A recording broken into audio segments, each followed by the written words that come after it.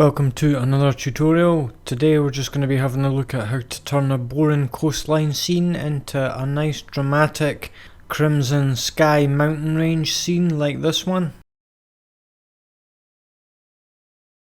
Now we're going to be using the Photoshop generative fill technique for this. So all you do is select the area that is just above the coastline and into the sky that you want to place the mountain range in. Then you can type the description in the generative fill command box. Now depending on your graphics card, you will have to wait a little while for the image to process, and then you should get something back that looks good enough to be a good mountain range like this one. Now I've just merged my layers, and this time I'm going and selecting the top part of the sky down to the mountain range and using the generative fill again.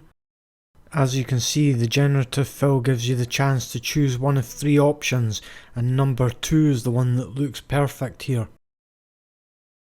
And there's what the final image looks like, with a little touch to where it was missing the selection from the generative fill.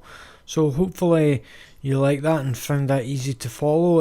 It's a great feature, and definitely one that I'm using a lot more of, I find, especially for animations and other media that I'm working on. So stay up to date with more tutorials, subscribe to the channel if you can, and like this video, that would be great. Have a great day, thanks for watching, bye bye.